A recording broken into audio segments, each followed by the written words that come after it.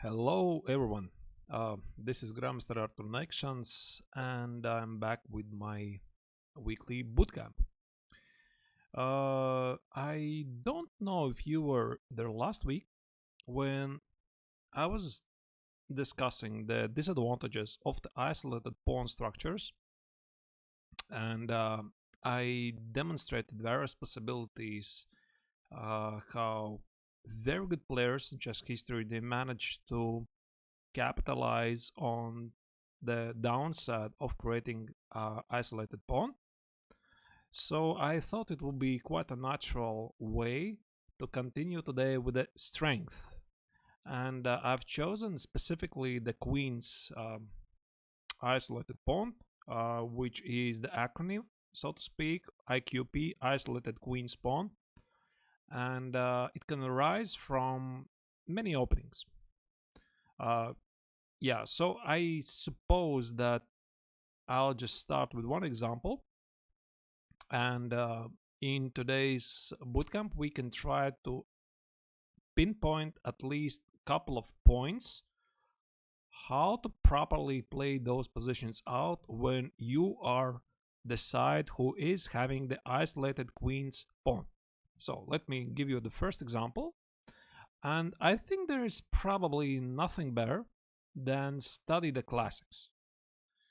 So I'll start with quite a famous game. I don't think it really goes further than this. It's Wilhelm Steinitz against Kurt von Bardeleben. Yeah, it's 19th century, right? All right.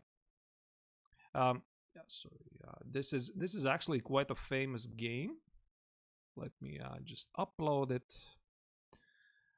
And pretty much one of the very first where the stronger side demonstrated one of the possible ideas how to use the isolated pawn to your advantage. So Wilhelm Steinitz, the first official world champion, was playing white and Bardeleben was playing black. So this is quite a famous game. Pretty sure you have seen it. Yeah, okay, modern theory says this is not really so dangerous, that you can safely take the pawn on e4. Okay, back then it wasn't really so obvious. d5, captures, short castle. Taking the pawn on c3 is dangerous because white very quickly develops the initiative in the center. The king is sort of lagging behind, so taking this pawn on c3 either with a knight or a bishop can be quite dangerous business. And Bardeleben understood this. He played the more solid continuation bishop e6. So white is left with an isolated pawn on d4. It's not only isolated pawn, it's queen's isolated pawn because, I mean, that's the line where the pawn is standing. And I'm going to show you today several examples and the best techniques, how the stronger side, I mean the side who is having this isolated pawn, which strategies he can try to employ. Maybe you knew some of them, maybe you did not. So this first example is going to illustrate the possibility for sacking the pawn, which is the isolated pawn, for gaining a great outpost for your other pieces. So this game in particular proceeded bishop e7, captures, takes, rook e1. Seemingly it's nothing, right? I mean, it seems that black is having a very solid position, and it is white who should be concerned because he has this pawn on d4. So ideally, if black would manage to play queen d6, let's say castle, and either knight c6 or knight f5 or maybe even knight d5, this is essentially just a weakness because it is not protected by any other pawns. So if black managed to make a castle, position the rook on d8 and with the knight on c6 or knight f5 target this pawn on d4, then it can be really unpleasant for white, right? But here the king is stuck in the center. So after f6, which is a reasonable move, I mean, white was thinking about ideas of rook e5, queen e2, rook e1, try to cause some real problems here. So f6 does make sense, and after queen e2, queen d7, rook c1, white is trying to include more pieces into the game, and here Bardeleben played c6. Yeah, seemingly his idea was to prepare king f7 and knight e5. So he didn't play right away king f7 here, probably because he was concerned that white can actually sacrifice the exchange for a couple of pawns. Yeah, so king f8, rook b7 feels sort of slightly annoying position for black. I mean, white is having 2 pawns for the exchange, so technically he is up material, so I can understand perfectly black. I mean, if this was the occasion why he decided not to go for this continuation. So he decided to play c6. With the same idea, black wants to play king f7 and knight e5. So if you have studied the classics, probably you already know how Steinitz played here.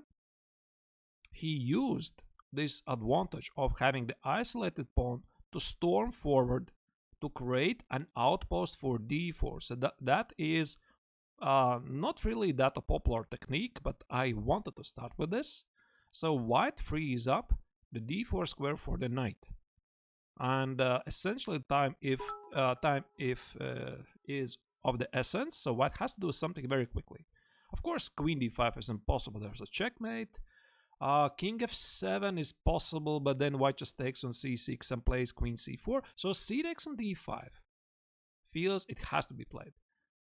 Challenge me? No, I mean, I'm not playing today. Today is the Friday. On Fridays, I'm doing boot camps, various educational stuffs.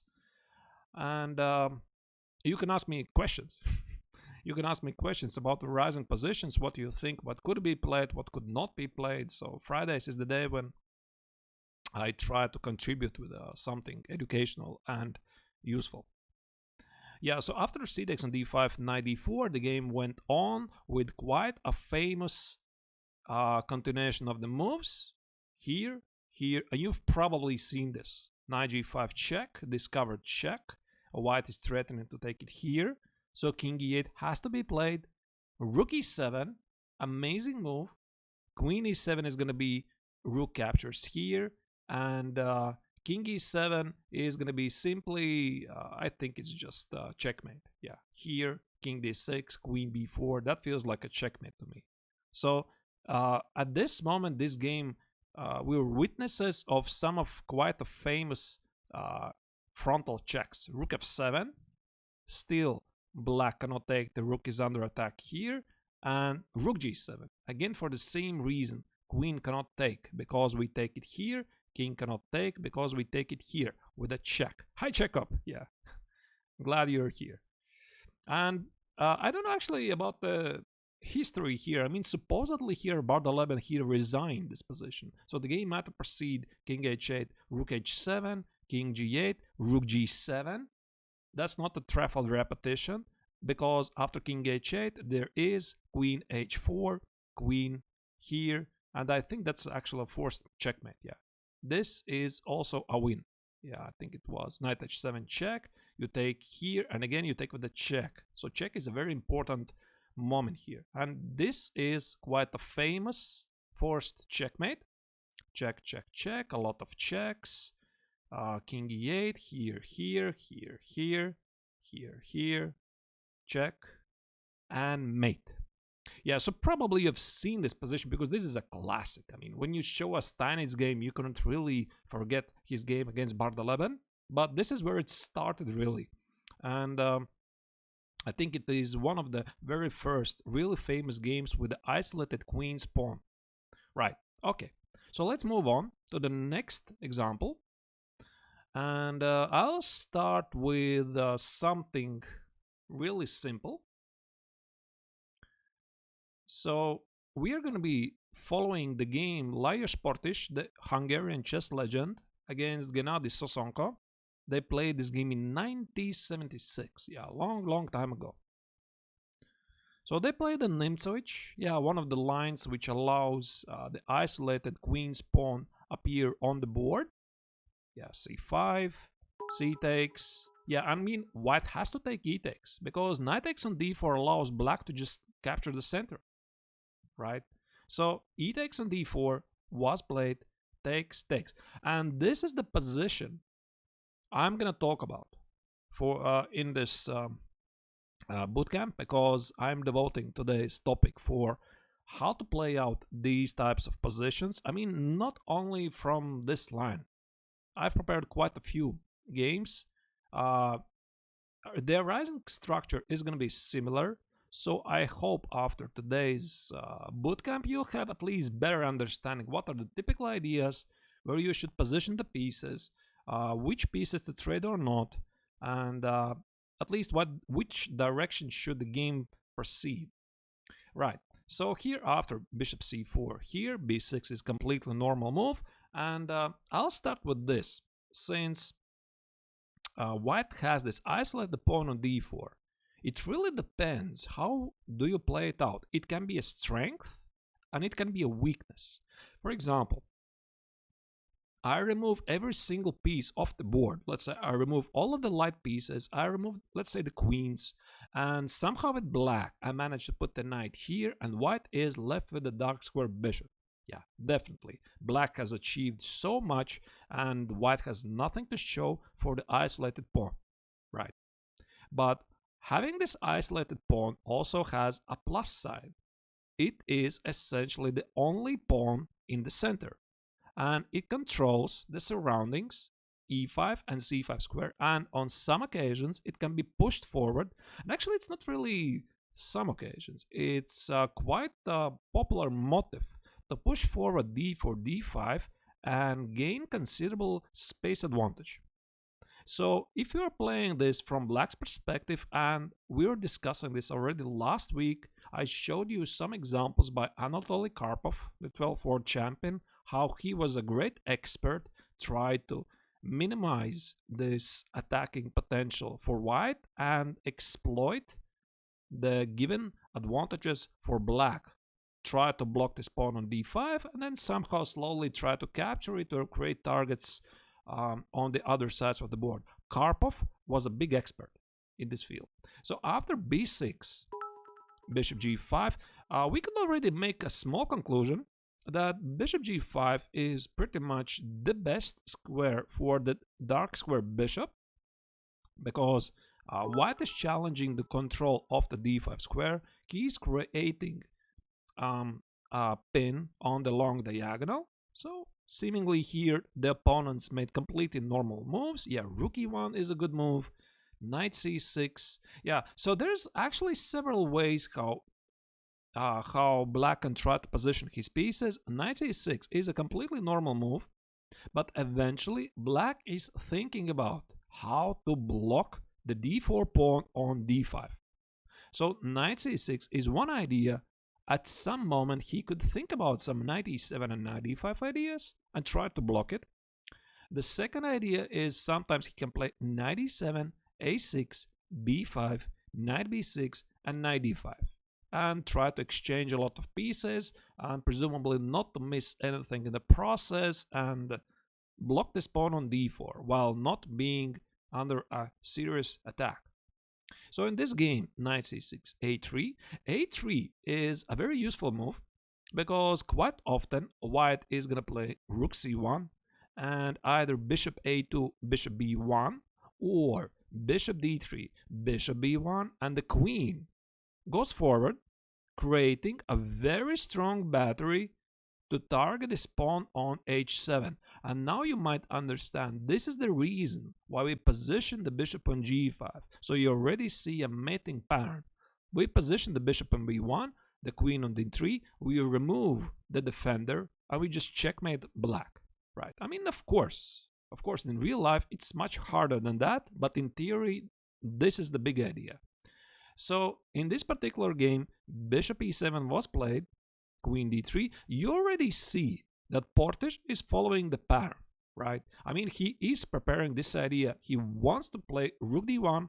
He is thinking about idea to play bishop a2, bishop b1.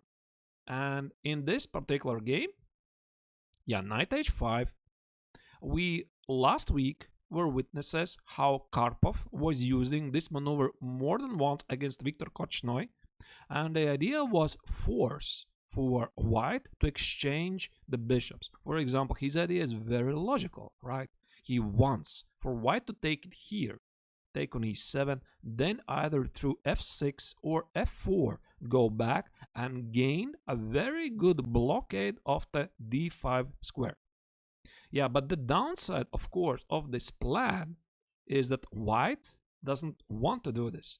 So if you are playing from white's perspective, you want to keep on the board as many pieces as possible. So I think the crucial piece, number one, is the queen. So if you cannot really push the d4 pawn forward, something like d4, d5 at the right time, try to gain some space advantage. We are going to be witnesses in this game. This is exactly what happened. You want to keep the queen on the board. The second most important piece is the light square bishop.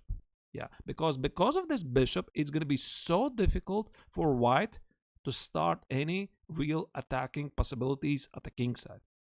So bishop d2 was played here, not to allow for black to gain a comfortable blockade on d5 square. So knight f6 was played back, seemingly already suggesting black is okay with a draw. Bishop g5, knight h5, bishop d2, knight f6, and shake hands, right? Of course not. I mean, white wants to continue. Rook d1 is a good move. And here Sosonko made a mistake.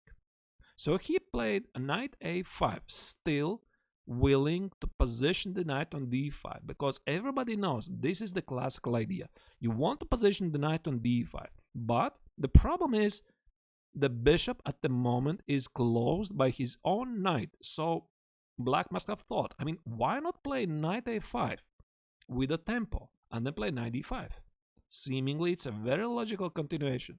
But the problem is, after the very strong b4, which is not really a common move for this type of position, but here specifically black lands into trouble. Knight c6 is not okay move, because white can simply take it here, and black has failed in his attempt to position a light piece on d5, and this pawn is a big weakness. For example, I could play something like queen f5 right away. Yeah, and black has to already most likely give up this pawn on d5.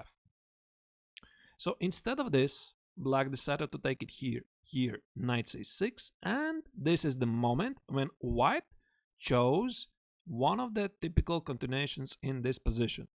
He could still go for the checkmate, right? I mean, bishop b1, g6, and seemingly black is very solid. But here in this moment, white felt that this is the right time to strike in the center.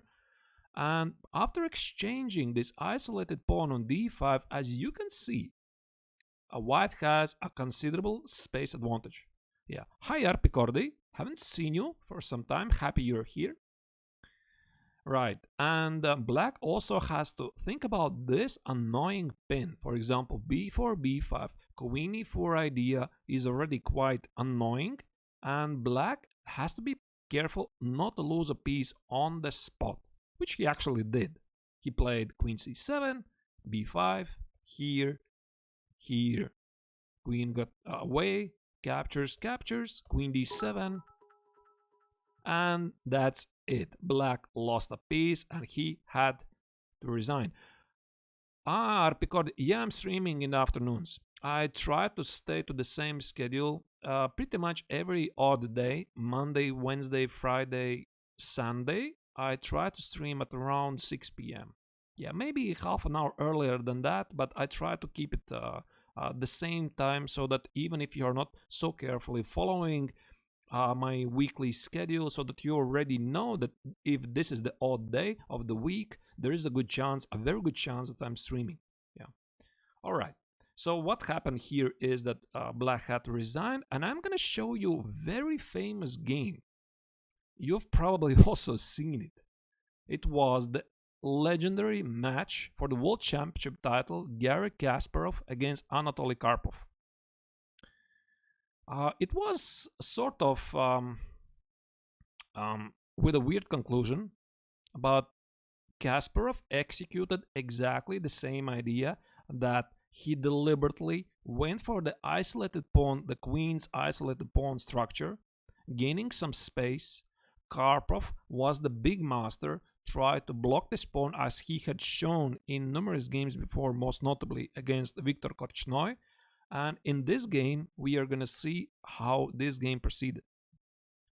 So again, Nimzovich, as you can see, that's quite a popular way to get the isolated queen's pawn.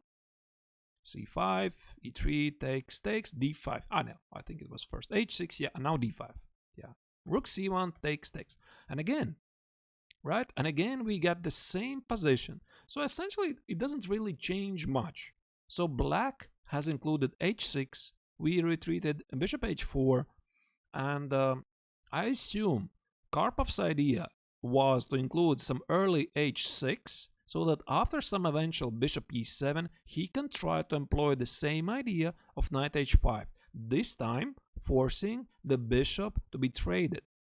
But there is a downside. There is a very big downside for such an early move as h6.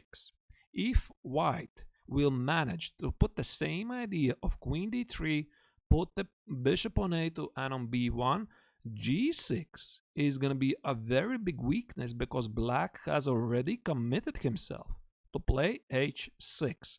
So when black is really anticipating this plan, queen d3, bishop b1, that white might build up this battery, he wants the pawn to keep on h7. But okay, I mean, of course, h6 is an absolutely playable move, but black has to be very, very careful here. So what happened here? Normal position was played out. So exactly like I told you, Karpov is proceeding with this idea. He rearranges his pieces. He is thinking about some possible knight h5 ideas, or maybe knight b4, knight d5 is another way how black can get a nice blockade on the d5 square. So rook e1, seemingly a normal move. I don't know why here Karpov did not play knight h5 right away. I would assume it's for the reason because he is underdeveloped. White can still take, and very quickly push forward. And because black is lagging behind in development after takes, let's say, I don't know how forced is this, takes, he will have some problems developing the bishop. This pawn is under attack, and some knight e5, queen b3 ideas attacking the pawn on b7 and f7 can be quite dangerous. So Karpov did not play this. He played b6, which is a completely normal move. Black typically wants to play bishop b7 and either this knight h5, but I believe more popular is knight b4 and knight e5, and the bishop from d7 more protects this pawn on d5. And here Kasparov played a3. I assume he was already thinking about the plan to push d5. So if he would think about this right away, he has to watch out for various knight a5 ideas. So there is no retreat for the bishop on a2. So a3 is really a useful move that white wants to make, probably. The sooner the better. So bishop b7 was played. Here d5 again is met by, I think so, knight a5, and black is just capturing this pawn. So Kasparov played first bishop g3, rook c8, here, and here Karpov tried to simplify the position unsuccessfully. I should add, I think he should have played queen d7 and rook d8, which made more sense. But then again, white might proceed with the same idea, queen d3, bishop b1, perhaps, I don't know, either knight e4 or d5, bishop h4, get rid of this knight. So here Karpov played bishop d6, which is a very normal move. So he wants to rearrange the pieces. So when you're gonna have these positions yourself in your own games, it's very important to understand the goals you're aiming for. So again, the goal for white is we want to keep queens on the board, we want to keep the light square bishop on the board, build up this battery, try to through b1, d3 create some mating threats, or at the right time push d5. And on the other side, Karpov, as black, is trying to exchange a couple of pieces, and he doesn't mind exchanging the bishops, and he wants to position the knight on e7, which actually would also help him to play g6. And here at this moment, Kasparov used the opportunity, push forward the d pawn. d5, he exchanges the, so to speak, weak pawn for gaining considerable space advantage, bishop d5, and although the position is, yeah, this is classical chess, definitely. Hey, typical king. Yeah, but it's funny, typical king. I mean, I had trouble to pronounce your name last time. I mean, I just didn't compute it's typical king. I was, trying to spell it otherwise, yeah. Then it just occurred to me it's just typical king. Yeah, it combines call king, yeah. I was trying to spell typical king, something like that. Yeah, it's typical king, of course. Yeah, after that, it just occurred to me. Okay, yeah, very happy you're here. And so white is enjoying, despite the fact that it's a very symmetrical position, this is a very annoying pin. And white can very easily increase the pressure. So queen f6 was played, queen a4, here, and after rook d7, Kasparov set up a very nasty trap. He played queen g4, and Karpov fell right into it. Yeah, it's quite unbelievable. At the GM level, I mean, not the GM level, this was the World Championship level, Karpov made the very strange blunder, rook d8. And if you've solved some puzzles, pretty sure you've already seen this before. Here, Kasparov played queen d7 sacrifice, rook e8 check, bishop e4, and collected the second rook. And the problem is for black, even though queen against two rooks might be more or less okay, I mean, it's not great. Yeah, very nice sacrifice. But here the entire position falls apart. No, it's okay, your name is good. For example, bishop a6, bishop c6, there's a checkmate on f7 threatening. It's not just two rooks. Yeah, but I still think at the World Championship level, this was a terrible blunder. Yeah, so after queen g4, as beautiful as the sacrifice it was, after rook d6, I still think black is slightly worse because of the spin, but it can be difficult for white to use this advantage in his favor. Okay, let's go for the next examples. Let me see. Yeah, okay, I'm gonna show you this one, which illustrates the battery. This battery of the queen and the bishop. This game was played between, yeah, the battery. I think so, that's the proper name. The theme of these examples is isolated queen's pawn strategy. Last week we were discussing how to use these disadvantages in favor for the defending side, how to block the pawns and try to outplay. I was showing some Karpov's examples, Karpov's games. This week, today, I'm showing how to use this isolated queen's pawn for your advantage. And this particular game, the next example, was played between Artur Yussupow, a German chess legend, between Eric Lobron, another German grandmaster, back in 1996.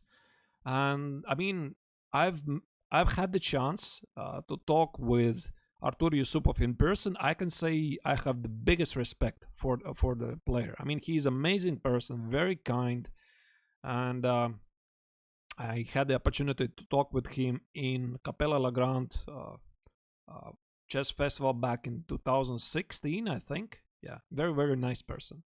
And back in the 90s, he was one of the strongest players in the world, and he's going to show you in this game exactly why.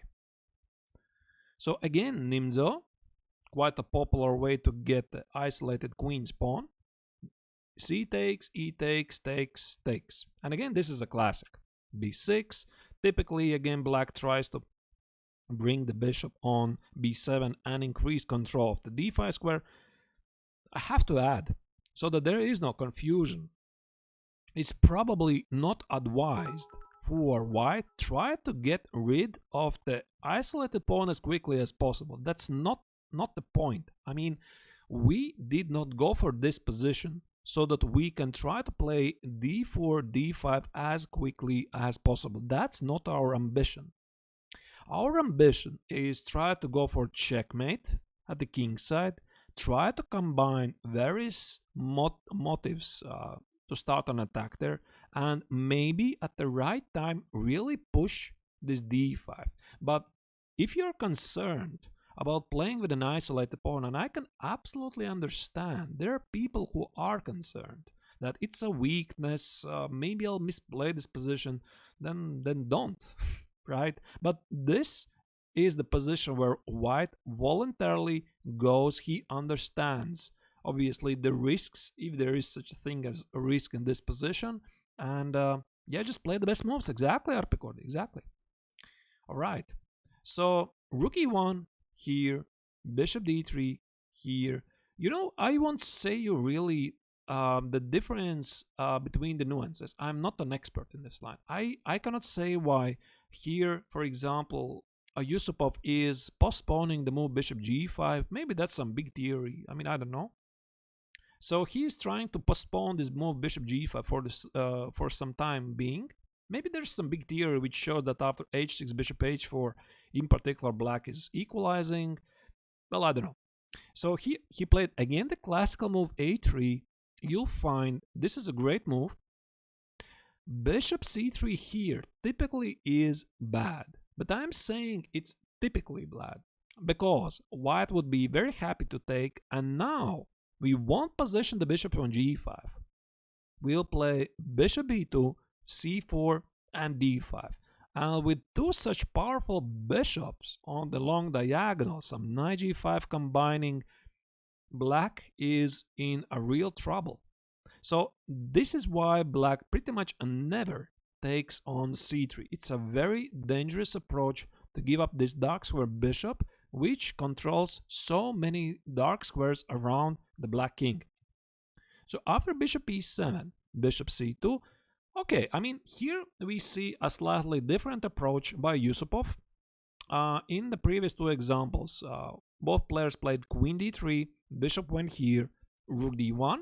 But okay, I mean, bishop c2 is the same. It's the same battery. You want to play queen d3, you want to play bishop g5 at the right time, then just take it on f6 and simply go for the checkmate. Rook e8 here. And yeah, and here finally black understands he has to play g6. Otherwise, bishop g5 can be a big threat. h4. Yeah, I mean, I don't know about this move. It's a very modern move, a very classy move. So the idea is gain a square for g5 for your bishop, or also think about some ideas of h5. Let's say black is doing nothing, I'm doing nothing, and you might have some sacrifice on a6. So that is the idea. Takes, queen g6, bishop h6, goodbye. Or knight g5, and this is the end. So that's the idea. So with the inclusion of the h-pawn, we want to weaken the defense of the g6 pawn, which is at the moment protected by two pawns. This did not happen, of course. And where did it go?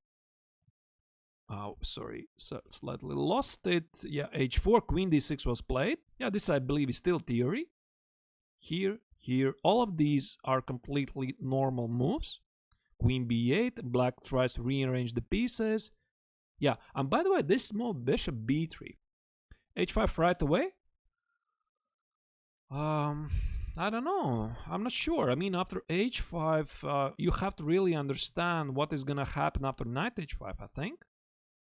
Yeah, knight h5. I mean, there might be some occasions when you're sacrificing the pawn on h5 so that you are striking in the center. I mean, maybe. Yeah, maybe. You mean... Yeah, he could have. I just wanted to show you the idea. Let's say, I mean, the same idea. If the knight, for example, it wanders away, God knows where. So white can try to proceed with this idea and try to target this pawn on g6. So that was the idea. Of course, I mean, of course, he could have taken with the knight. Just wanted to show this rook e6 motive.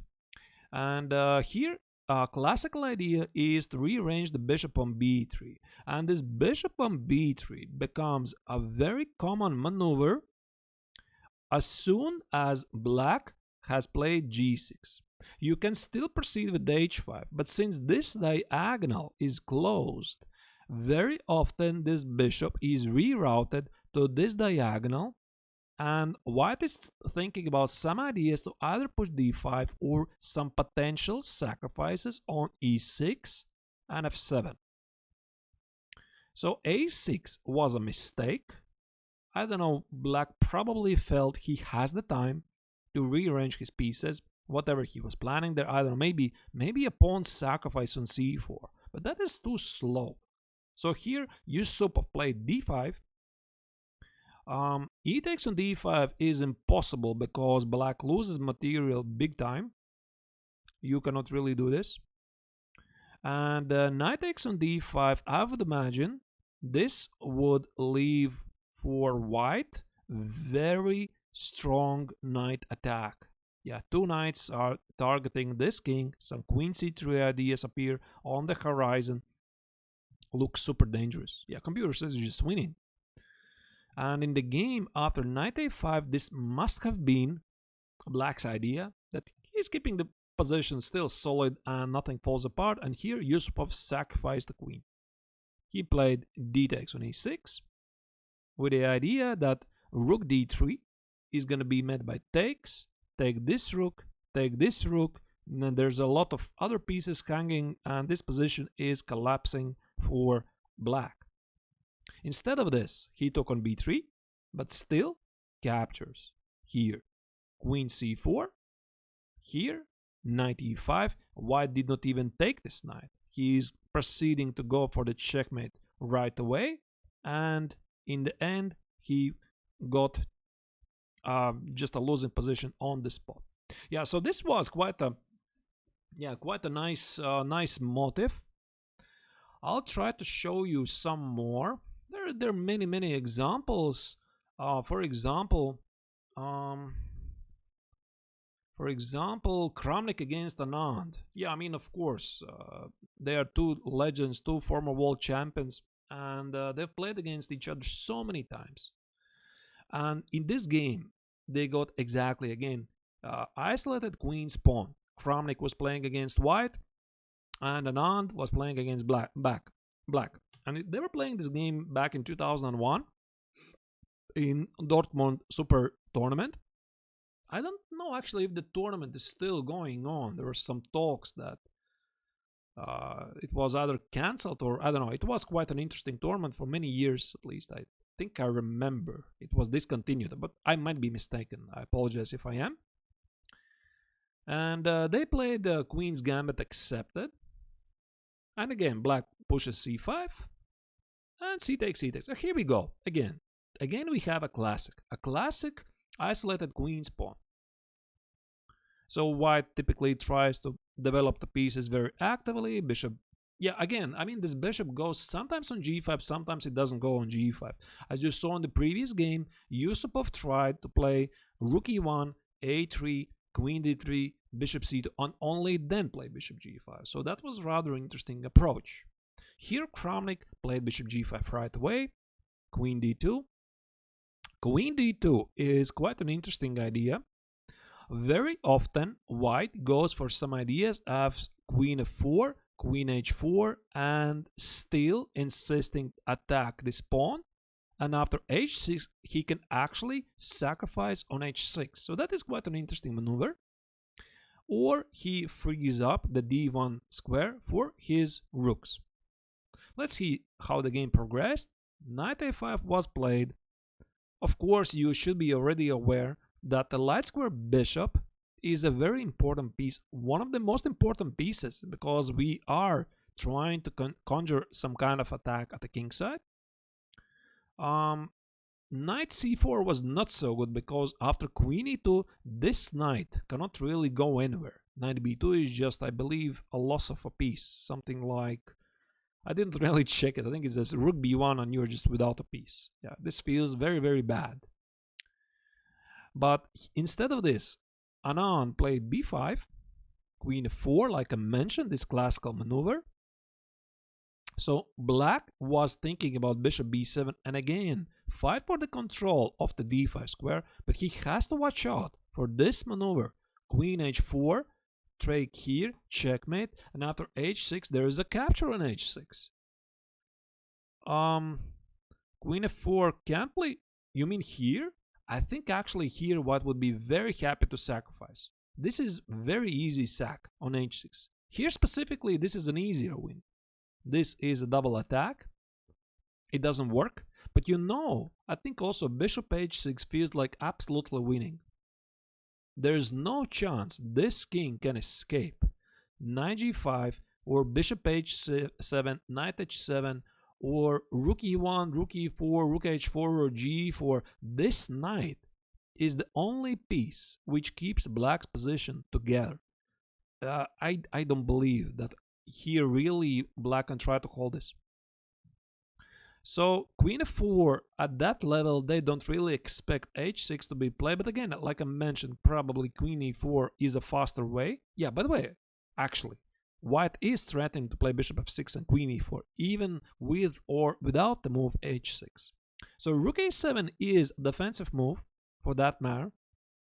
Rook d1, bishop b7, and I believe it was now when Kramnik sacrificed his pawn on d5 because all of his pieces are ready to join the attack, and here are some very interesting lines. So for example, you might ask, what is happening here? For example, I could play knight takes on d5. So where's the big idea? Boom, bishop h7, that's the idea.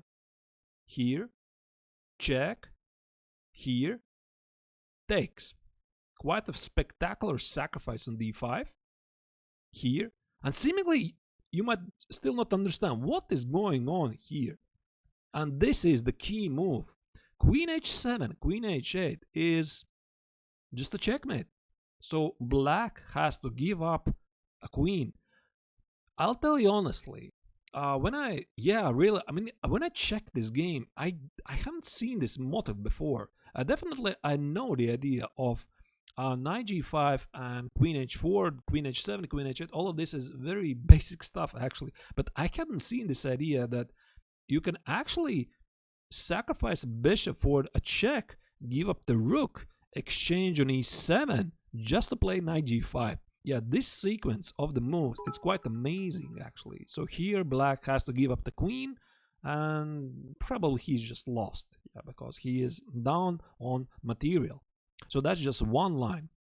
After d5, yeah, so for example, bishop on d5, I think it was what was played here. Yeah, bishop d5 was played in the game, and e takes on d5 again is a very powerful attack. So queen h4 is a very big threat, threatening bishop f6, checkmate on h7, and h6 probably is just capture on h6. Yeah, again, no chance. No chance this guy is gonna survive. Rook d4, rook h4, so many threats. Knight g5 is also incoming. This king is alone. And if black would play here g6, then rook e1, rook e7 is a killer. And bishop f6 is deciding the game. So seemingly white has this extra pawn, but look at these pieces at the queen side. They are not participating in this fight at all. And these powerful rooks are really making feel black miserable. All of this wasn't played, and after d5 here, Anand decided to take on d5 with a bishop. After knight d5, he made a mistake. Apparently, he still had to play knight d5. You might remember already the motive. Lucchini Gambit. I don't know what's that. What's Lucchini Gambit? But here the motive is again rook d5. The same idea. Queen d5 is impossible. Captures. Queen h4, that's a double attack. I'm sorry. That's a double attack. And after e takes, again, Again, the same idea of bishop h7. I'll tell you again, I have not seen this idea before. Queen h4 captures knight g5. It's unbelievable. There is no defense against this, and black just has to give up the queen. It's quite a nice idea. But still, Anand had to go for this, and he did not. He did not. He played e takes on d5, and here, after queen h4, he just got completely massacred. So queen h4, again, g6 is rook e1, and sack on e7 is incoming. h6, bishop h6. There's no chance for black king. Greek sacrifice, yeah. And he played h5. Yeah, I mean, but what else? But what else, right? I mean, h5 is a very ugly move. And here Kramnik, of course, improved his rook first, rook e1, taking control of another line. So Anand was hurrying back to the defense, and Kramnik just stormed at the king side. Look at all of these pieces. Every single of this piece, including the pawn, is looking towards this king. And black has some pieces here, but they are not coordinated to protect his own king. So queen d6 was played. So Anand did his best, tried to exchange queens, and after h6 he managed to do that, but instead, after the exchange, white kept a big advantage, and after position simplified, he just got a free pawn and managed to convert this game to a very nice point. No, come on. I mean, you can play e4.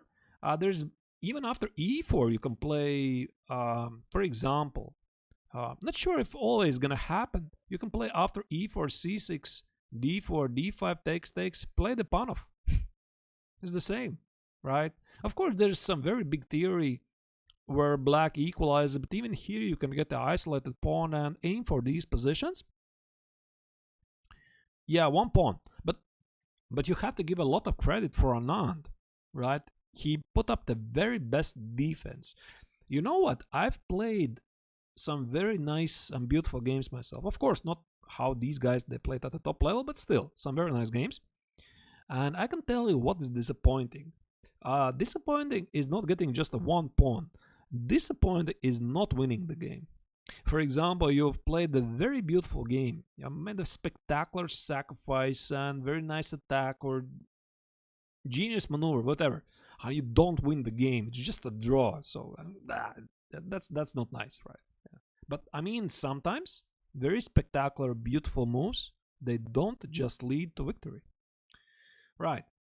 Okay. About the push on d4, d5, I think I showed the best examples. So I suggest now we move on to the next maneuver. So when you play these isolated queen's pawn structures, you realize, so this idea of d4, d5 is a very common maneuver. So if you have the chance, think about it. Sure, if he plays the Bote's Gambit, I don't know. Haven't seen. I mean, of course, I know his best games, but I haven't really seen in the. You mean in the online Olympiad? No, I did not check his games. Oh, you mean that game? Yeah, it was nice. You know, it's not among his best games. It was nice. Yeah, remember with the black, right? He made a very nice sacrifice. But I'm pretty sure he has made better than that. Yeah, it was nice. All right. Let's move on. Thank you for the hydrate. Let's move on to the next maneuver. And this is the so-called rook lift to d3. So what is a rook lift to d3? We're going to follow the game of a Soviet chess legend, Lev Polugaevsky. I don't know if you know the guy. He was one of the strongest players in the Soviet times, a very nice and kind person who unfortunately passed away quite actually early, so to speak. And he was one of the best players in the world back in the 60s, 70s. And he was playing this game against Anatoly Lutikov, another Soviet grandmaster. I think he was a grandmaster. And here they played again. Yeah, this time it wasn't really a nimzo. So bishop d3, d5, castle, c takes. Yeah, so knight e7 was played before. Before black recaptures on d4, queen e2, a6, a4, takes.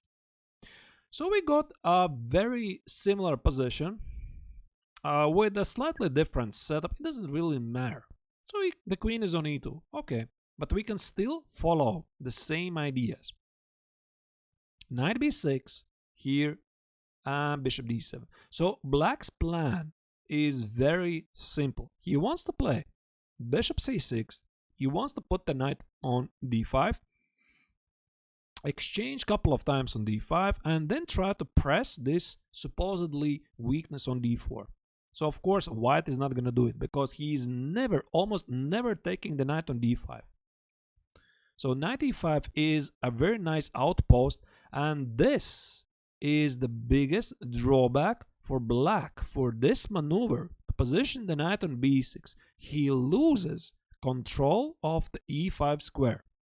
So if black would have this knight on c6, then he would be taking control of the e5 square and also targeting the pawn on d4. So knight e7 and knight b6 seemingly is a very nice maneuver because he very quickly gains control of the d5 square, but he loses the e5 square.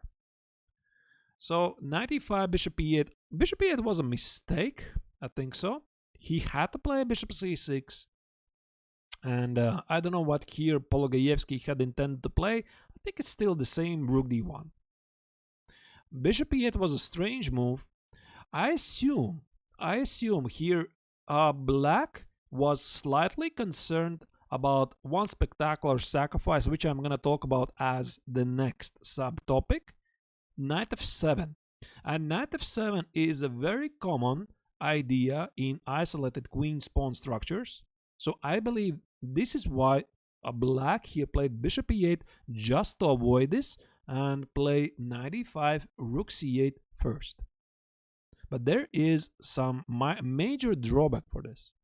And here we go, rook d3. This maneuver is very common for isolated queen's pawn structures. So rook joins the attack very quickly to either g3 or h3, and combined with the two bishops on c2, c1, with the knight and the queen, I think that is a very deadly combination. So here, what happened? After rook c8, rook g3, bishop h6 is already a very big threat, so king h8 felt like had to be played, and finally Polugaevsky did play this bishop g5. So I cannot really tell you when exactly should you play bishop g5. I think you just have to rely on your intuition. Try to follow what is going on the board. Yussupow showed you can postpone this decision to play bishop g5. Polugaevsky also was postponing this decision. Kramnik played it right away. And who was it? Kasparov, I think, also played it right away. So I think it's completely a matter of taste. So knight b4 was played. White is slowly starting a very powerful attack, and the pawn on h7 already feels uneasy. g6 was a big mistake because black was sort of already worried of various ideas, captures, queen h5, and maybe there's a checkmate, maybe there's not. For example, I don't know, let's say a5, and I have to watch out for this. Takes, queen h5 here, and very blatant, I don't know, either knight g4, knight h6, or knight e4. Looks very, very scary. So this is why black played g6. But g6 actually creates even more weaknesses, and after queen f3, oh, thank you. Oh, typical king again. Yeah, appreciate it really to pawn Gruber. Yeah, thank you guys. One more sub. So after queen f3, rook g8, knight e4, black's position collapsed. Yeah, typical king takes the lead in the most supportive members. Yeah, very nice, thank you. And after knight h5, here Polugaevsky found a very spectacular queen sacrifice, queen f7.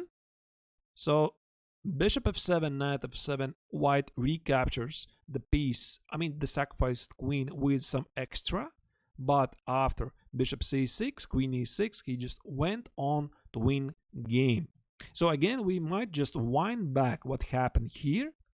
So if black gives you this opportunity, you can make this very early lift of the rook for it to join the attack very directly, very early to either g3 or h3, and you have so many pieces which are joining the attack.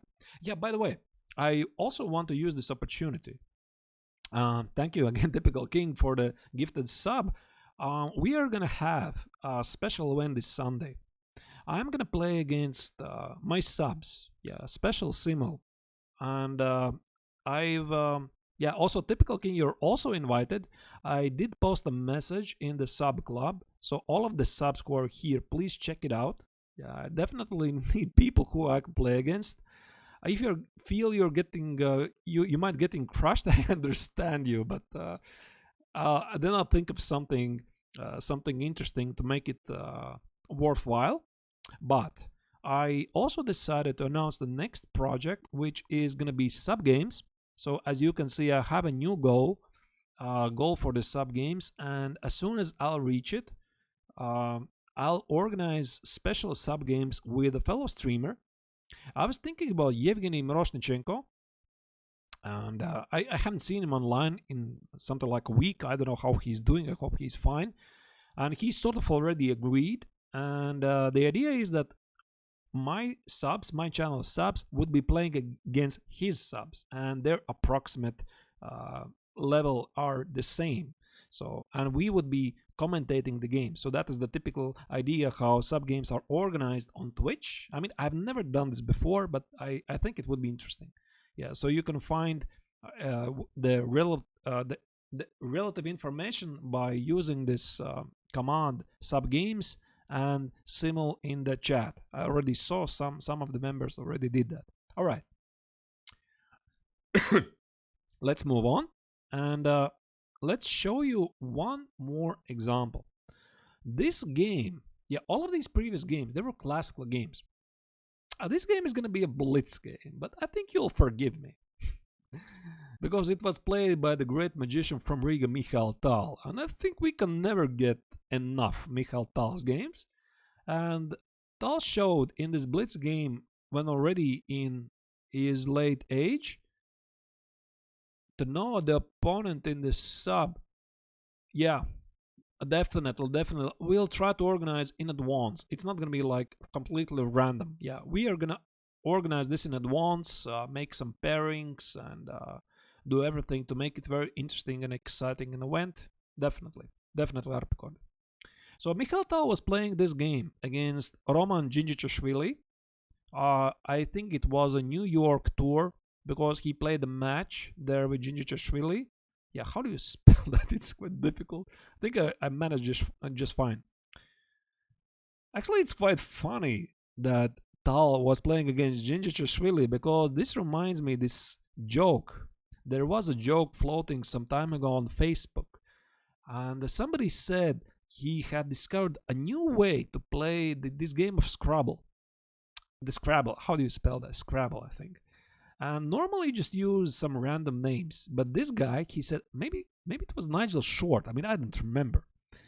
And he said that in the Scrabble they were using the GM names.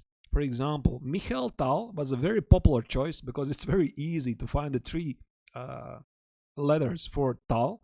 Wesley Saw was a very popular name, and obviously the biggest scorer of the name was Dzindzichashvili.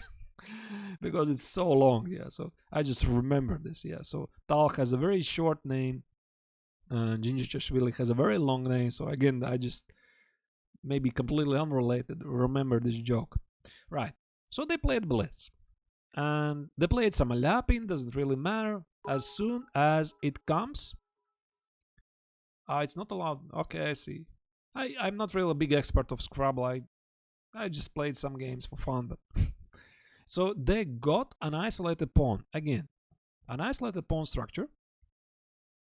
E6, yeah, you could argue how important it is to play e6 or not, but look at this. Tal very quickly goes for the same structure. The bishop stands on d3, rook goes on e1, bishop goes on g5. All of this we have seen already before. And after rook d8, queen e2. I don't know if it's actually possible to take it here. I imagine this is dangerous, especially in blitz, especially against Tal. So knight d4 captures. I imagine his idea was to play rook d1, queen b6, and then try to somehow capitalize on the advantage on development. But this would be a different game. Yeah, so computer says this is equal. Well, I don't know. After something like IFA, computer says this is equal, but like I said, in a blitz game, it's difficult to take this pawn. So he did not. He played after queen e2, he played knight b4 and went for this block of the d5 square. Rook d1, here, knight e5, bishop d5. So black has managed to exchange a couple of pieces. Hi, Paul is great, it's going great. We are doing the isolated queen's pawn strategy. Today is the bootcamp, and I hope you also find it useful. Again, remember, we want to keep this bishop. We want to keep the light square bishop on the board. So we are exchanging the knight. Take. Rook lift. Again the rook lift. As Polugaevsky had already played in the previous game, h6, we don't want to simplify the position. So the bishop goes back. Rook is transferred to g3. Bishop b3, white is very slowly creating a very deadly attack. Here, and this is the moment when Tal decided to strike. Rook g7, typical of Tal. Bishop h6. King h6 is impossible because there's going to be a fork. And black loses the queen. So after king h7, here, Tal got his checkmate. Yeah, so this king is completely left alone, and after knight h6, queen g7, black just gets mated. A very short miniature of how to properly attack. So for Tal, this was a piece of cake, nothing special, and yeah, so this is how he won the game. And I also would like to show you this very odd game. Why it is odd? Because in this game, white, it is David Navara. He employed two ideas which I mentioned before. So the first idea is to push d4, d5, and the second idea is to use the rook lift. So he actually managed to combine these both ideas in one game. Yeah, I've talked with David. I mean, I know him. We have played some games. I think one game so far. He is a very, very kind person. And there's a little backstory. I was playing. So this particular game is David Navara against Petr Svidler. And I was playing against David Navara back in 2017, I think, in European Individual Championships in Minsk.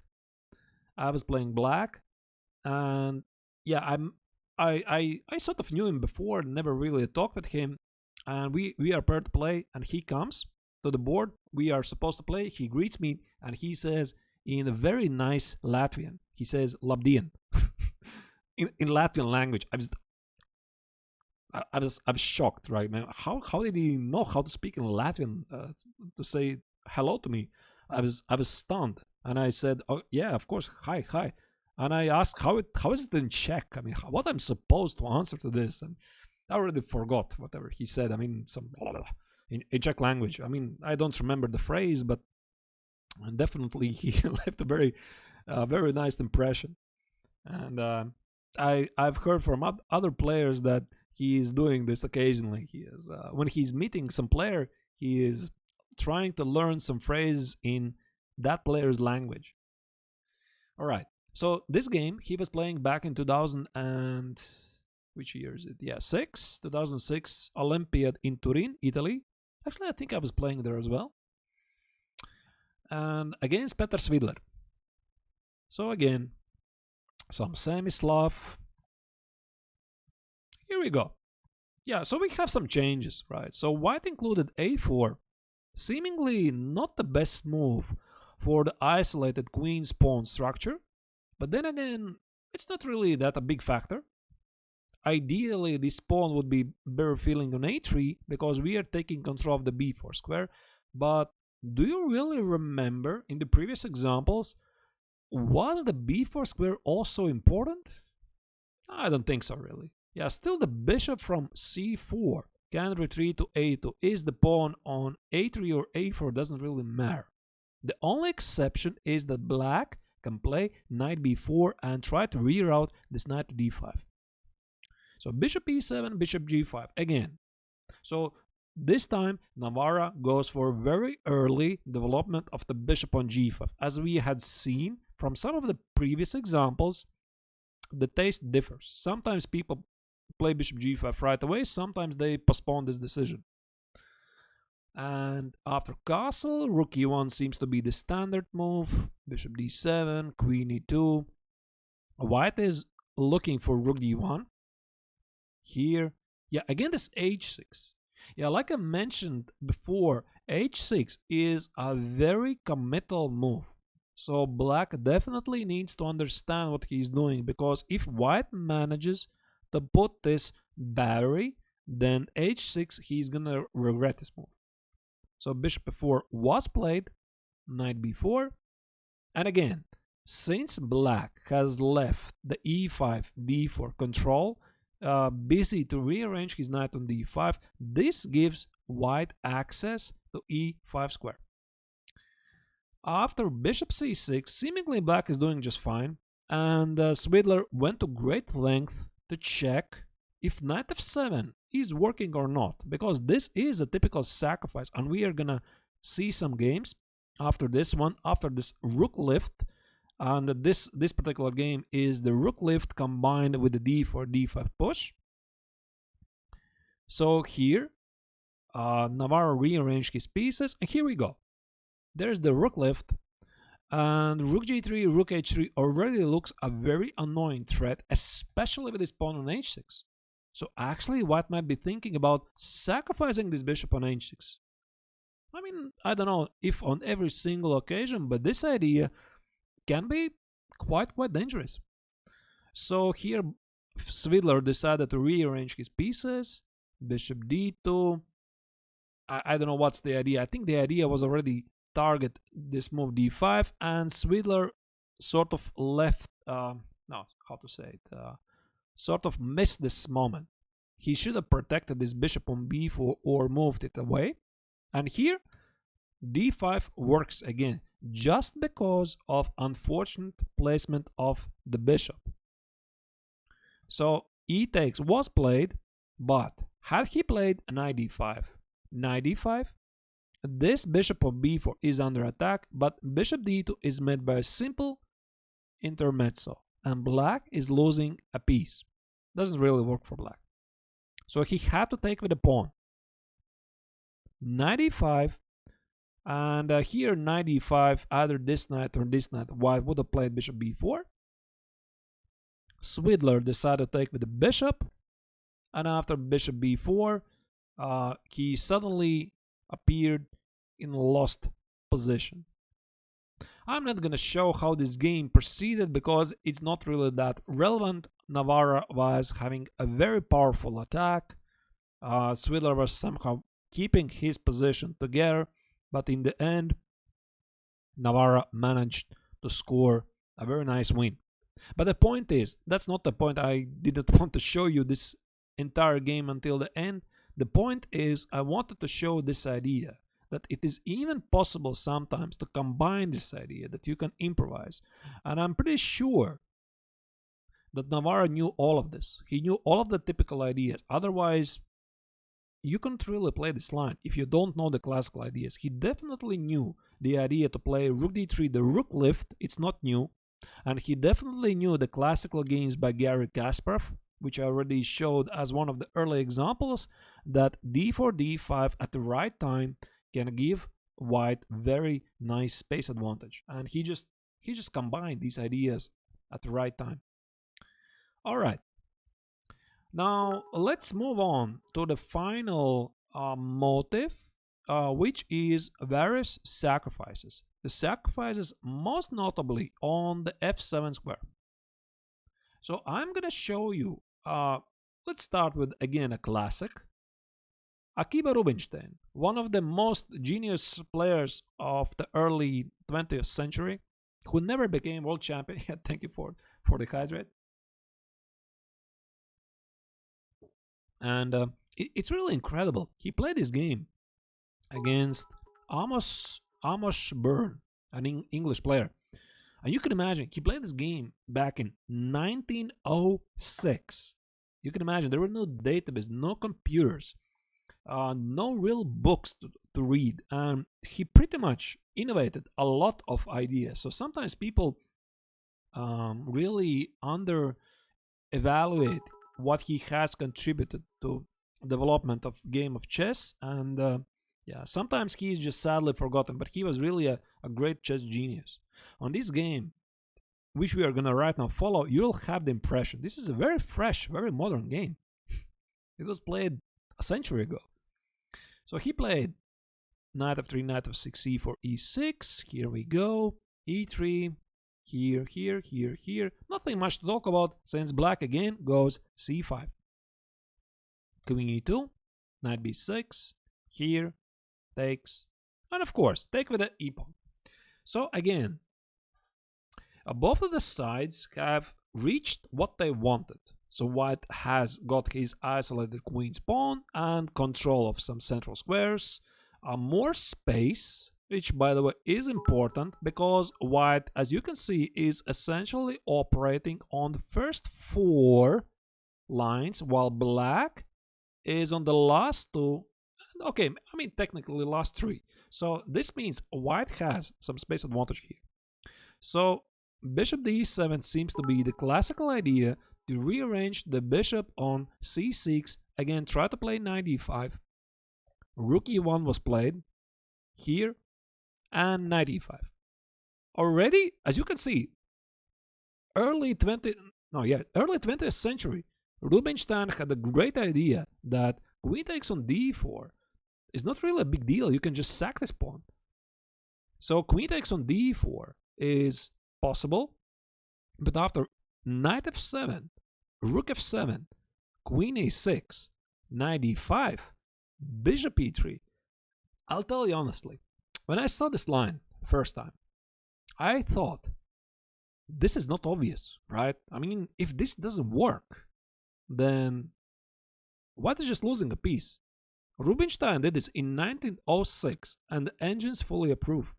This is a very nice sacrifice, and it works. This knight f7 sacrifice, in this line, it works. So after bishop e3, what is it? Yeah, queen b4, I just capture on d5. And white is simply having an extra pawn. So because of this, black cannot really take here. He played bishop d5. Everything looks very normal. So knight e5 was played. The engines here insist that knight e5 wasn't really so good, that bishop c2 was better. And you missed Arpicordi. Yeah, so the idea was knight e5, queen d4, knight f7. So king f7 is going to be a very quick checkmate. So rook f7 has to be played, queen e6. So there's the idea, you're not only attacking the rook, you're also attacking the bishop. So something on d5 has to be played, either knight e5 or bishop d5, but everything is met by bishop e3, and this queen has nowhere to go. So black essentially is losing a pawn. So that's quite a nice move. If not for bishop e3, it doesn't work. It doesn't work. But it works. There is bishop e3. So instead of this, bishop d5 was played, and bishop c2 was probably a stronger move. insisting these ideas of bishop g5, rook d1, rook lift, the rook goes here, and a very easy game for white. Here Rubinstein did play knight e5 and bishop g5. But his idea, he is thinking about taking here and sacrificing here on f7. And black absolutely missed this. If he was aware of this idea, but again, I mean, this was 1906, right? This is not modern chess. He did not know the idea. He probably had seen it for the first time in his life. He played rook c8. It is a normal move, right? And here, Rubinstein took on f6, and doesn't matter what you're taking f6. Bishop f6 or knight f6. Next move is knight f7, rook, queen e6, and this blockade on d5 is destroyed, and black is losing material big time. So this line continued, and black just wound up in a completely lost position. So that's the classic. I'm going to show you some more modern games. Let me check, which was it? Yeah, maybe let's check. Let me check, double check. It was it this game? Yeah, okay. We can check this game. This game was played. There you go. Who said e4 is not player? Is not playable move. Which books to read? You know, typical king. Yeah, that's a very, very common question I'm getting asked. If you're new to chess, and I understand you've been playing chess for 6 months, right? I think you said it yourself last stream. Definitely study the classics. I think it's a great start. It will give you some very nice overview of how the world champions they were playing before, what are the best games, what are the discoveries, and I've already suggested this once. Probably I'll keep to this. I think you can read Garry Kasparov's written series, My Great Predecessors. It is translated also in, as far as I know, in Russian language.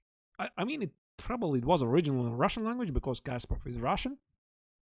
And it is in English as well, and probably translated in some other languages as well. I think there were 5 books, I think so. And he has a look at the best practices of the previous world champions and sort of honoring the legacy that was before him. So I think that was really a wonderful way to contribute to chess, including the other things he has done, of course. And yeah, so you can read this. But this particular game was played between Zurab Sturua, Georgian chess legend. He was up to, I think, early 2000s, one of the leading Georgian chess players. If I'm not mistaken, I think he is now a chess coach. Yeah, I don't really know. He's not playing actively. And he's playing against Rolando Kutirov. Yeah, I don't know the player, but apparently a grandmaster. And they played 1996 Yerevan Olympiad in Armenia. And there you go. This is the line I mentioned to you, that you can also go for the Panov line. Yeah, I mean, truth be told, e6 is not the best line. The best line here is knight c6, knight f3. What was the line here again? C takes... No, sorry. Bishop g4, c takes, knight e5, queen b3, e6, queen b7. I already misplayed, right? I think it was this, and this. This is some very big theory, and supposedly black is just doing fine. Yeah, I think I've studied this before, and it's very difficult. Very difficult for white to avoid this. So I think this is the reason, but that's of course a slightly different topic, why the Panov line is not really that a popular line.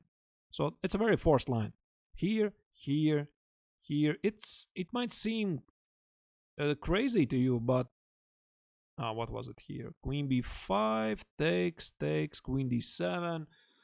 There was quite a famous Fischer game, Bobby Fischer's game back in the 60s, 70s, probably 60s. I mean, I don't remember. But the modern theory proves that black is doing just fine. And yeah, okay. So But if you're wondering about this line, I think there are probably better ways how to try to get the isolated queen spawn, but not this line. But okay, I mean, they played this in 1996, right? So the theory obviously is moving forward, and what was known in 1996 is something else in 2020, and probably in 2040 is going to be something else. All right, so anyway, e6 is slightly passive, so this is already great. Yeah, so look at this. C takes on d5. This is quite an interesting way to reach this position, because black can play e takes on d5, but white has sort of slightly better piece placement. And short castle, bishop f4, knight e5, his pieces are more active.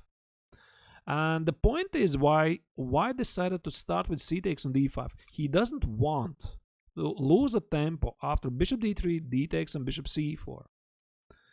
It's really a matter of taste, I think. There's some nuances, but essentially I don't think you really should be concerned about it too much. Just know there is this idea to take on d5, and in the game black took on d5 at the knight, and now white just plays bishop d3, and he is not wasting a tempo for bishop c4, so that's the idea anyway. But again, then the black knight is no longer standing on f6, it's standing on d5, so this is slightly something different. Yeah, so knight c6 was played, castle, castle, rook e1. Again, we have seen this position so many times. Knight f6. Yeah, okay, this time black decided to do it like this. And I think the point is, if black plays b6, you can already take, and now you remember one of these very first motives, that given the circumstances, you can push early d4, d5. I think you already can do it here. Here, and okay, computer says knight e5 is better, but I was thinking about d5. d5, e takes, queen d5, and this is a very annoying pin. And bishop b7, yeah, something like bishop f4. What is bishop f4? Yeah, bishop f4, not of course, but let's say something like queen h5, and anyway, this is possible, of course, but it's quite dangerous for black. So that's the reason why black played knight f6. He is keeping tabs on white's early advances of d4, d5. Yeah, a3 again. Here we play this very early a3. Here and here. So as you might remember, we are watching the game between Arturs Yussupow against, who did he play against? I already don't remember, back in 1996. And Yussupow was doing the same. He was not really rushing forward with the placement of the bishop on g5 as some other notable players. And here black tries to postpone white's chances to stop him, to position the queen on d3. But as you might have seen from at least one game, one of them was Vladimir Kramnik against Anand. The second I already forgot which game was it, but there is this maneuver, queen f4, queen h4. So you cannot really stop the white queen from joining the attack. So bishop g5 seems to be, again, a very standard approach. Queen d2, here. Yeah, so knight d5 was a possible move here. Seemingly try to simplify the position, but after takes. Here, white is still continuing the attack. It was possible. I think actually knight e5 made more sense, but black played bishop c4, again trying to block the square on d5, because he has to understand at which time white might actually push d4, d5. So queen e4, we already seen this before. Here, threatening with bishop f6, checkmate on h7, g6, takes, e takes on d5, as seen in the game analysis between Vladimir Kramnik against Viswanathan Anand, which I showed before in this bootcamp, is impossible because of rook e7. So knight e5 has to be played. And eventually, again, we are seeing this maneuver. So the bishop has done his job here. He has created a weakness on the king side, forced black to play g6. We might be thinking about h4, h5, but then again, it's not really clear where we're gonna position the queen. I mean, maybe something like queen g4, h4, h5. I mean, I don't know. But here, Zurab decided to play bishop b3, increase the pressure on this long diagonal, and finally black faltered. So white was already threatening various ideas to play bishop e7 and knight g5, and f6, it just fuels white's attack. So here, that's a very big threat. Here, and I think it was here where Stura decided to go on with a very beautiful continuation after rook e8, rook e6, here, rook e1, very nice intermezzo. Queen g4 is impossible because of bishop d5, checkmate. I mean, of course, black can play queen e6 and then it's going to be checkmate on e6. So queen d6 has to be played, bishop f4, here, and white simply has a very deadly attack.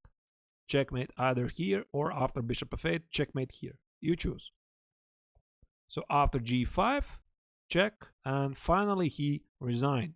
King h8 is bishop e4, and king h6, I think the simplest one probably is bishop g5 and rook e6. Very nice and spectacular sacrifice. What's an IQP strategy? Isolated queen's pawn strategy. So that's the topic of today's stream. How to use the isolated queen's pawn to your advantage. I've been showing these examples already for the good part of the stream. There's another question. Why black is Aberpicordi is not making bishop trades on h5? At which moment was it?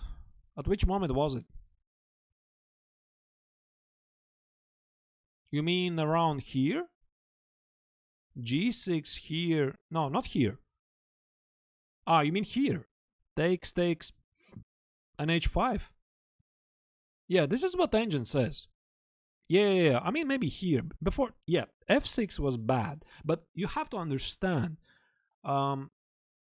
many people, they crumble under the pressure. So it's easy to say, when you're using the engine, for example, it's a very normal move, of course. But when one side is attacking and you are the defender, it can be very difficult to understand which is a real threat and which is illusory threat. Because, I mean, you can't really tell. Everything seems to be dangerous. Everything seems to be threatening. And you want sort of think about your king's safety. And this move, h5, is a very paradoxical move.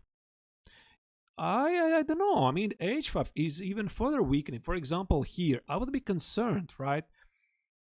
Yeah, but for example, when you're playing this, you have to understand what's going after g4.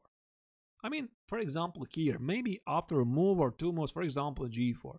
And yeah, okay, now I see knight f4. But knight f4 comes together with queen g5. And if you don't see these ideas, it can be difficult. It can be very difficult to weaken your king's position even more. Yeah, but of course, you're absolutely right. This was better. This was definitely better what he played. So after bishop b3, f6 was a terrible move. Yeah, you cannot really weaken this e6 square for so bad. Yeah. Hi, Absmerti. Okay. So let me move on to the next example. This one I really liked, because it sort of resembled to Petrosian's famous queen sacrifice. So, no, it actually that's the top choice of the engine. Yeah, and even in the game annotation, the game analysis also, who was it? Who annotated the game?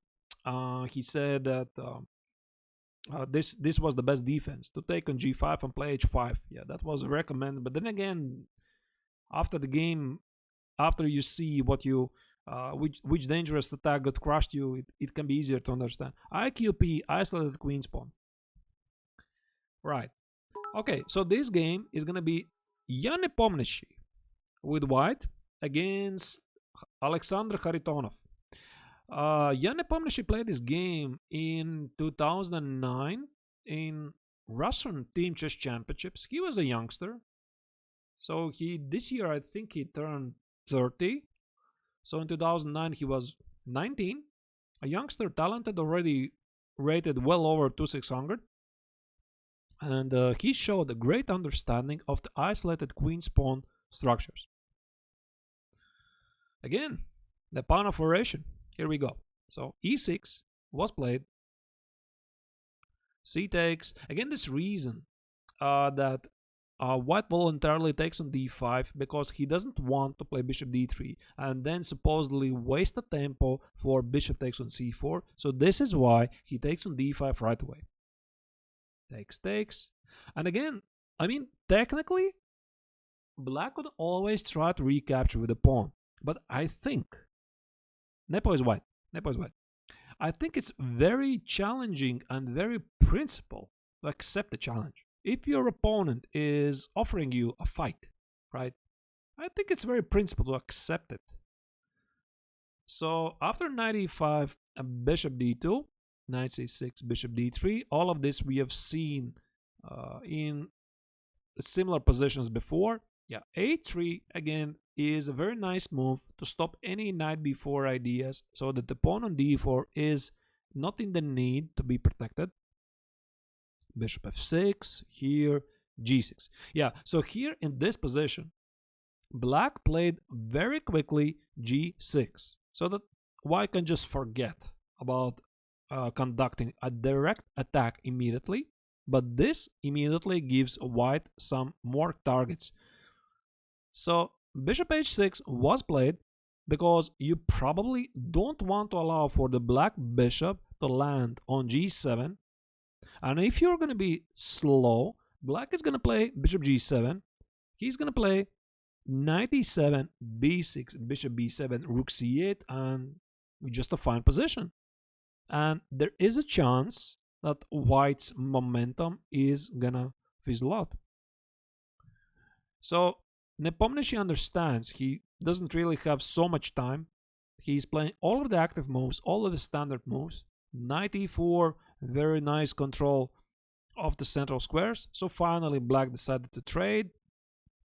And here starts just a positional game. White can still proceed with a kingside attack despite the fact that the dark square bishops have been traded. The queen joins the possible attack through g5. So Nepomniachtchi was slowly building up the attack. Black was trying to rearrange. Yeah, knight c7 was a bad move. Yeah, I mean, but it's sort of unpleasant because again, when you imagine you're playing this position from black side, and you see these threats. There's knight f7, by the way, threat. White could play knight f7, rook f7, knight e6, and that's a fork. He might be thinking about some ideas to rearrange the queen, I don't know, to get it here. Yeah, it's really difficult to tell how to do this immediately. Maybe like this: bishop e4, queen d3, queen h3. He might do some rook lift. And any single pawn advancements even more weaken his king. Of course, not f6, but something like h6. And not to mention, I mean, this immediate threat, knight f7. Hi, Yarpecorda, I see your question. Push the e-pawn. Not from the samples I showed you. In most occasions, it is white who pushes d4, d5, try to fight for space advantage and create this spin on this bishop on b7 when the knight is standing on c6. I haven't seen really that black is pushing e5, but maybe, I mean, it is possible. Hi, SPG12345. Yeah, so in this game, knight c7 was a mistake. He rearranged his pieces. He protected against this threat. But after bishop e4, queen d6. Do you recognize which game was it? I always keep forget. Petrosian against, who was it? Spassky? Smyslov? I keep forgetting. This queen h8 move. If you know the motive, you're gonna find the idea.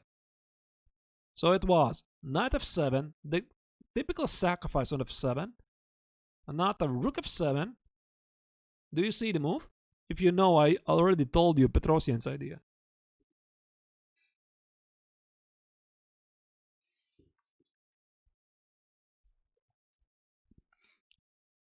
Petrosian was famous with his queen h8, queen sacrifice. And here's the same idea, but only queen h6. Yeah, very beautiful, very nice.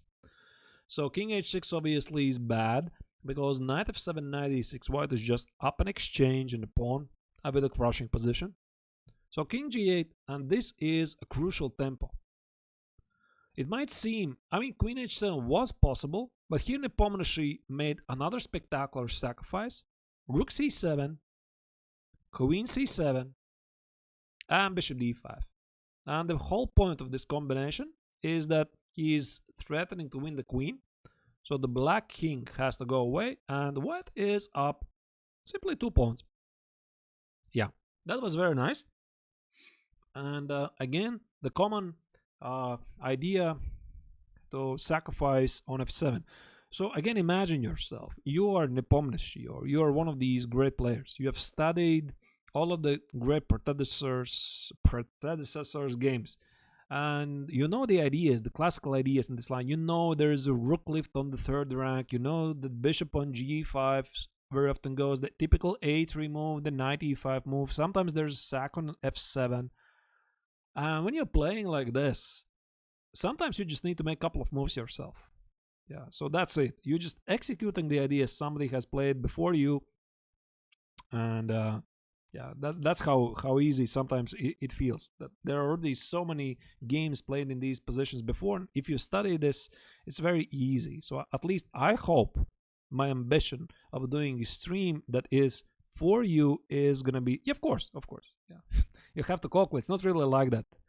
A beginner just comes and gonna outplay a very strong player. It's not like that, of course. But yeah, you need to calculate, of course. But it's so much easier to make decisions. Right.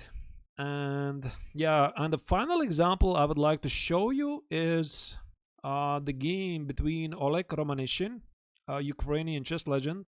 He was a very strong player in the 80s, 90s.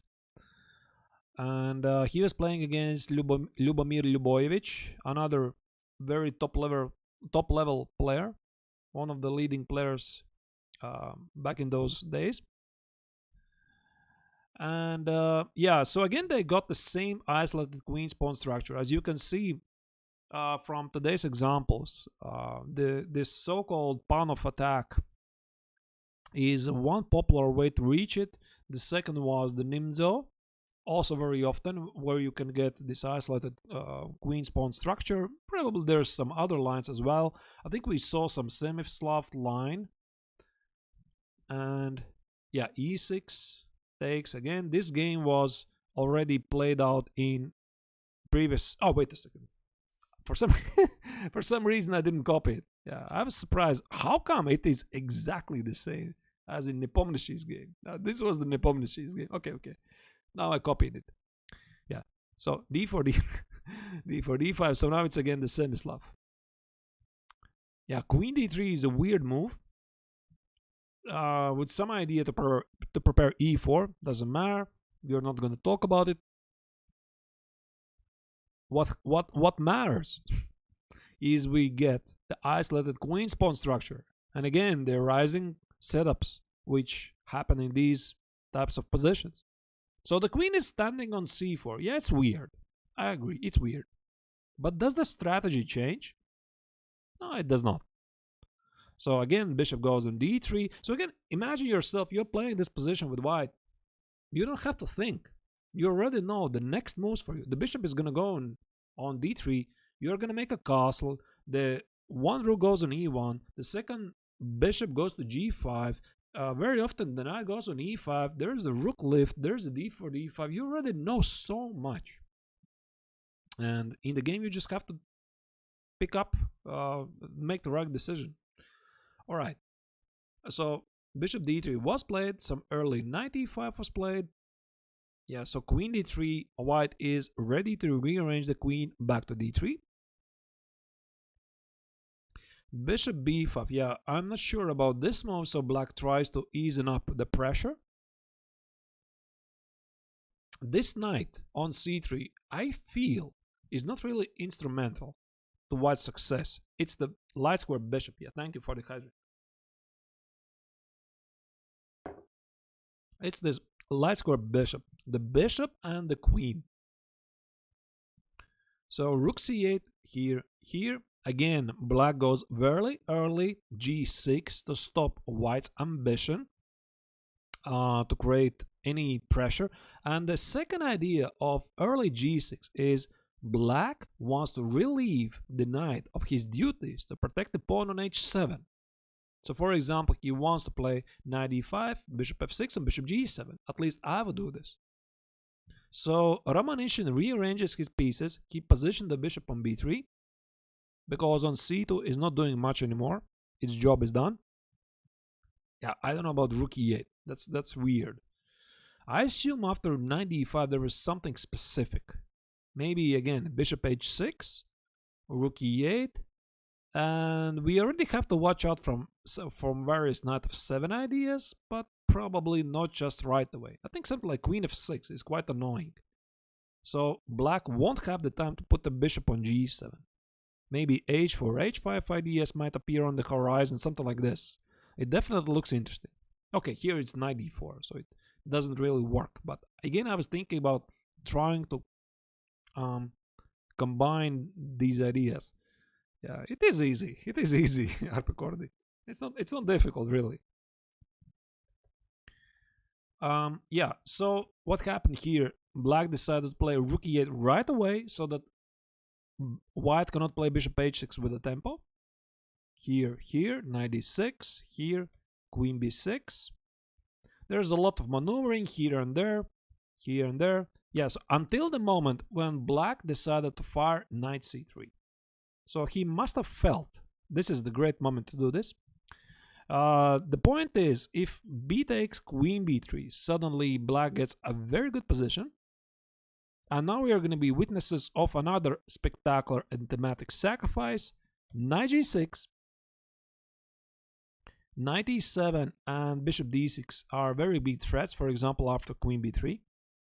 So h takes on g6 has to be played, and rook e6. Oh, sorry, bishop e6, yeah. So bishop e6 comes together with queen g6. You cannot really take, there's a pin. F takes is immediate checkmate. Queen g6, bishop h6, or bishop e5 is going to be a checkmate. And after knight f5, after quite a lot of complications, all of these had to be calculated beforehand. Queen g3 had to be seen from afar, so it's not really like this, that you just know the ideas and that's it. Of course, you need to calculate. And Romanishin ended up with simply extra pawn and powerful attack. So how should black play against this bishop e6? I think knight c3 was simply a bad move. There was already no escape. I mean, knight c3 was a mistake. Let me go back to this moment. Here. This already is a bad sequence. Knight e4 is bad, but you know what? I mean, let's not be too hard on the opponent, because sometimes it's very difficult to produce something good when you have a bad starting position. Imagine yourself. We are running 100-meter sprint, and I'm missing the first 2 seconds. So how can I produce a very good result if I miss the first 2 seconds, right? And here for black, the starting position was already bad. It's just the worst position. He did not manage to position a very nice blockade on d5 square, and the knight on d6 is feeling weird. He cannot really understand how he should try to simplify the position, and under the pressure, he decided to solve his problems by a tactical solution. Yeah, and after this, there is no escape. Yeah, this is it. There's no escape. So queen g6 is deciding. So knight to5 is the only move, and after this tactical skirmish, black is just lost. I mean, he cannot even show anything. So that's how it works. Right. I think in very quite a good tempo, I managed to tell you everything, actually, what I wanted. By the way, there is this another example I didn't show you. I could show you very quickly. Technically, it's also isolated queen's pawn. It's not going to be a traditional, but sort of it falls under the same category. It was played by Yefim Geller, another Soviet legend, typically like Lev Polugaevsky, and he's playing this game against Alexei Suetin, a Soviet grandmaster. So they played out Sicilian Posen, some weird c3. I mean, I don't know what is that, never seen it before. And again, they got some kind of isolated pawn structure. The queen's pawn is isolated on d4, and some of the rules apply also here. So white tries to keep his light square bishop alive, and so the queen on d1, and he is not gonna allow for black to castle. So after knight e5, of course, we don't want to trade. There is a pressure. The king is not leaving the center. And there's actually some parallel to this, one of the very first examples I showed to you, Wilhelm Steinitz against Kurt von Bardeleben, where the king remained in the center, which ended up in an immortal game by the first world champion. Bishop e7, knight e7, and if given the opportunity, you are pushing forward with the pawn, with the d pawn, because we are ahead in development. And opening the position favors the side who is better developed. Takes, takes, queen f6. Seemingly black is doing okay. He just needs one move and he's okay. Boom. But he's not okay. Because queen f7, rook d8, black simply loses. Okay, so this I did not really show to you, but now I did. And I didn't really feel of the same character as the other games. But still the ideas remain the same. So what did we learn today? Or if you knew, but I just reminded to you. So there are a couple of ideas in white's disposal. If we are using this isolated queen's pawn deliberately, first idea is we're looking for possibilities to push d4, d5, but that is not our main goal.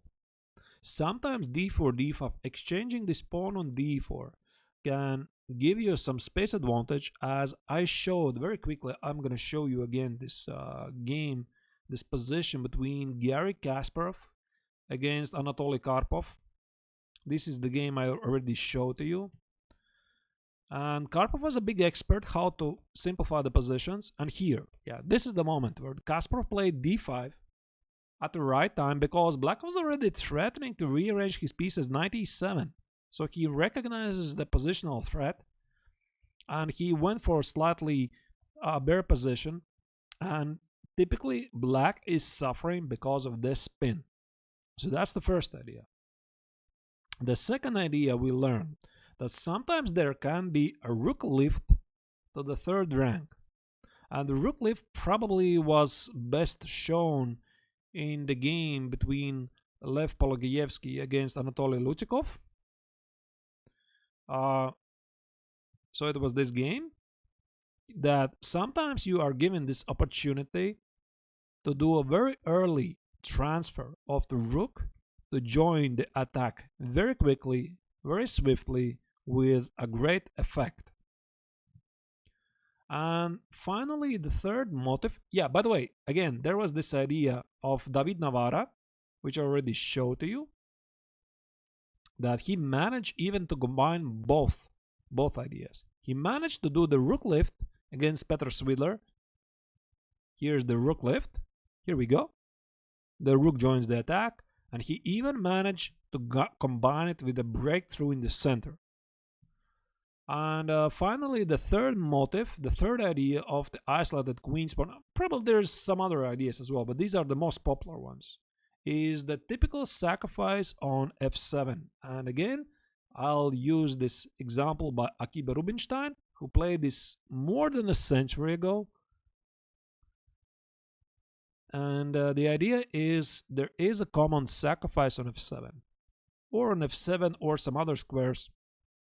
Here black made a mistake, seemingly innocent looking move rook c8, but bishop f6, white is taking away the control of the d5 square, and knight f7, queen e6 destroys black's fortress. Right. Alright, I think this was it. I managed to tell you everything. Very happy actually in general, because I feel this was quite a great topic. And if you have some questions, I'll gladly answer them. Yeah, but again, I would like to remind to the existing subs, I'm gonna have this simul on Sunday. Please leave a message if you're interested to participate. I already mentioned it before. And yeah, we're gonna have fun. And after that, I already got one sub today, thanks to Typical King. We are going to have the sub games as well. So if you're not a sub, please consider this as an interesting opportunity. I've decided to team up with Yevgeny Miroshnichenko and make a special event out of this. So you would be playing against players of your caliber, of your level approximately, and we two GMs will be streaming and commentating this. King, castle, queen side. No, really no. I mean, I would have to search. So for example, but on queen side, that feels quite dangerous, doesn't it? I have to think of one example then. For example, like this. Let's say we are playing. Let's say we're playing c5. Here takes. I'll just try to set up some fake position. Rook e1, queen c7, here. You know, I cannot imagine this being a possibility because the king is so weak. Yeah, but then again, it's not really isolated queen's pawn structure. Maybe there's some positions. The e pawn was traded. Yeah, but that's slightly something different. Yeah, I see what you mean. I think it's available, for example, in this line. If black plays e6, not c6, d5 takes, d4, and at some moment black plays this. Yeah, I think this you refer, right? This position. Probably, but I haven't checked. Most likely there are games. I would be surprised if there were no games in this line. So black might play something like this. Here. Queen d7, a long castle. Yeah, it is possible. But again, I think the king is gonna feel sort of under the crossfire at the queen side, and it always is like that when you're positioning your king deliberately on the other side of the board. But is it a playable strategy? Of course it's a playable strategy.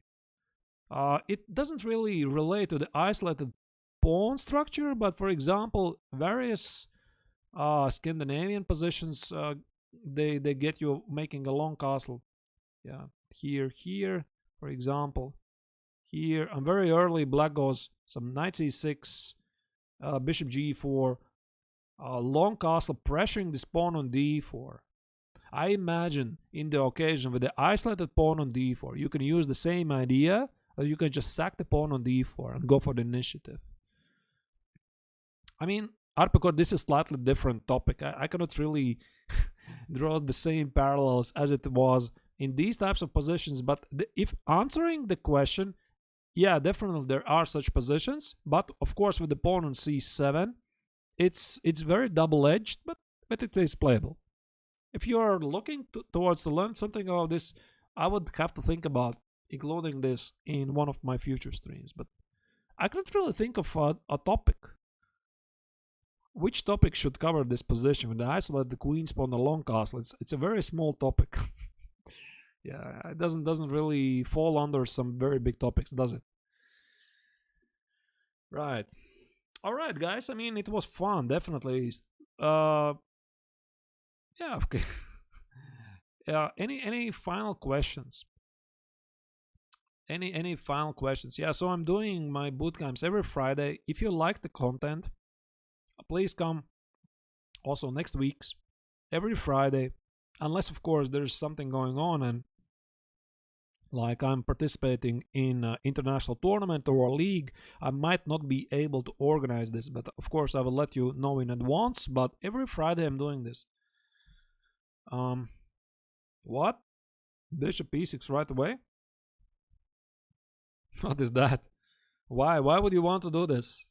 You mean, what was the line again? Here, boom, boom, boom, boom.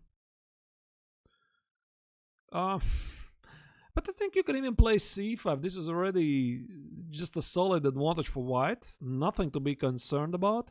But if you really want to be consistent, just take it on d5. Something like bishop d5. But then again, black supposedly got quite a great position because he is not forced to spend so many tempos to land on d5. Yeah, of course, I mean, you can do this, but it's not the best. I think the simplest approach probably is bishop e6, just play c5 and play for the pawn majority here, something like knight f3, bishop f4, bishop d3. This pawn is lagging behind, so g6, bishop g7 probably has to be played.